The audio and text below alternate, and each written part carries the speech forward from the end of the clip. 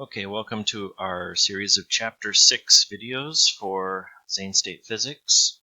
And when we left off, we were introducing this idea of the conservation of energy. So we mentioned in the last video non-conservative forces like friction can kind of suck energy out of a system by converting it into heat or sound or other things like that. But if we ignore that, if we ignore these non-conservative forces that kind of leach energy out of a system, then the energy will remain constant. If we look at a system at two different points in time, then the initial energy E1 and the final energy E2 should be equal to each other. They are constant. So that constants means that it is being conserved. For instance, we have a guy here holding up a rock in the air. By holding it above the ground, some height h, the rock has potential energy. So initially in this system, it is all potential. And zero of it is kinetic. And then he drops it and it begins to fall. At the point where it's halfway down, we have both potential energy. It is still some height above the ground, so it still has some potential energy left, but it is also gaining kinetic energy. It's beginning to fall. And then just before it hits the ground, it's used up all its potential energy. The potential energy is gone, and all of that potential energy has been converted into kinetic energy.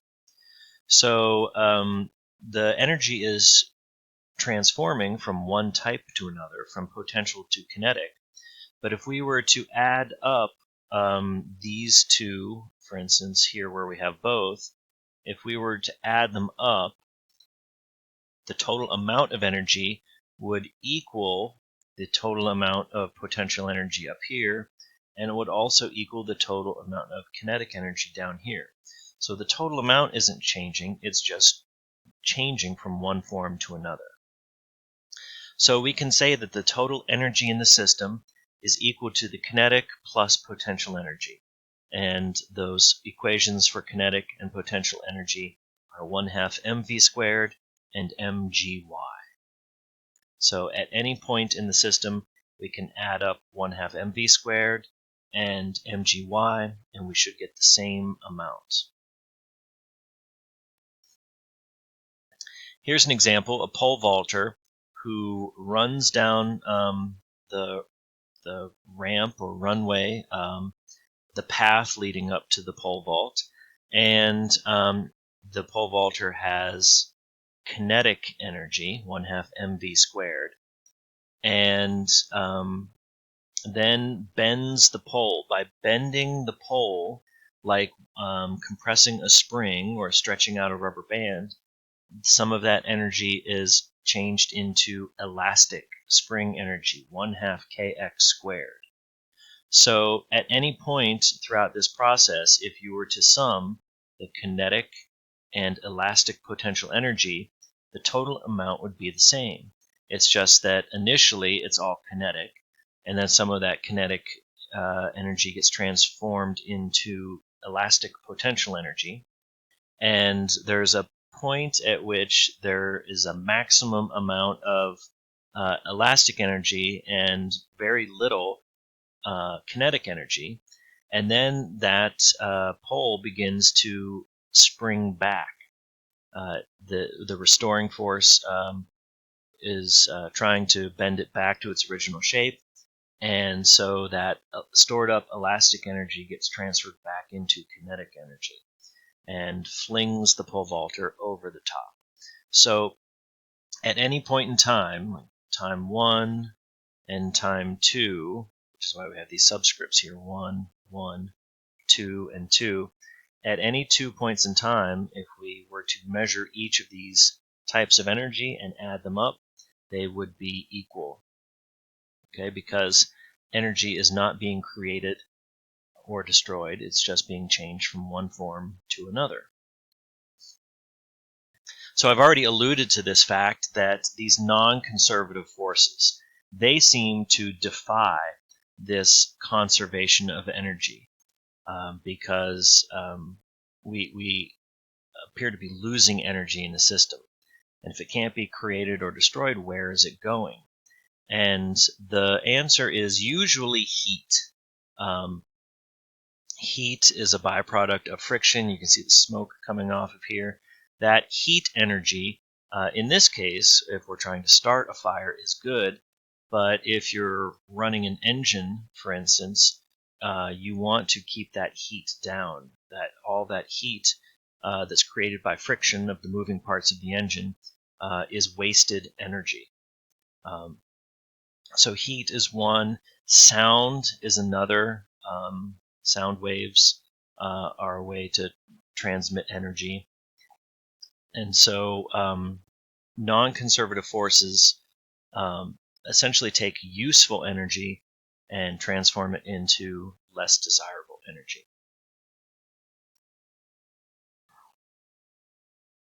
And so we've talked about work and energy, and then that leads us to power. So power is the amount of work done in a certain period of time.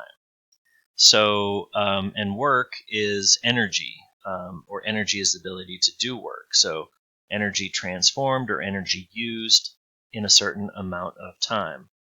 So something could be said to be more powerful if it does more work or if it does it in less time.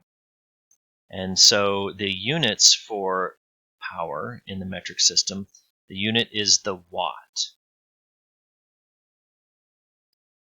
The watt is named after Scottish scientist James Watt. And so a watt is another derived unit. And since it is work over time, and our units of work are the same as our units for energy, it is a joule over 1 second. So 1 joule per second is equal to a watt.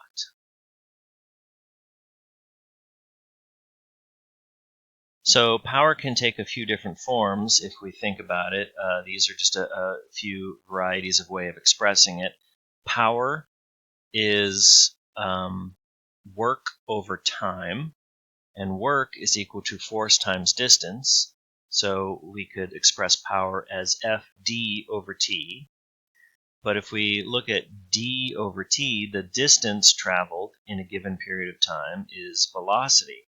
So we can also express power as force times velocity. So that brings us to the end of chapter 6. And what I have done for starting with chapter 6, going forward for many of the homework assignments, I've added on to the end of the PowerPoint slideshows some hints based on frequent questions I have gotten over the years regarding these. In particular, I want to point out the hint here for problem 35. There is no diagram given in the textbook. With this question, it's only described, and it can be a little hard to understand what is meant by the description. So I think this picture will help. So what it's saying is that at rest, a spring is supported from above, and when there is no force applied to it, that spring is 15 centimeters. That is the length it wants to be. But when we add this 2.5 kilogram mass to it, it weighs it down and stretches it out some distance y. So given the spring constant and the mass supported by it, and the fact that it starts at 15 centimeters, the homework question wants to know how far down, what would the reading on the ruler be. So you have to calculate the distance the spring stretches, and then remember to add that to 15 centimeters, because that's the starting point. So it'll be 15 plus y will give us the final position of the spring. Another thing I'll point out here is that the units here are centimeters. Okay, and we prefer to use meters. So just be sure you're aware of the units you're using. Make sure you're using appropriate units. You may need to convert some units to get them into meters, and then you can always convert them back into centimeters. I won't go through all these hints. You can read through them. This PowerPoint is posted on Blackboard. But these should help you out. And again, if you have any questions that these homework hints do not help you out with, then post those questions on the discussion board. I can answer them, and then your other classmates can benefit from those answers that are given out as well.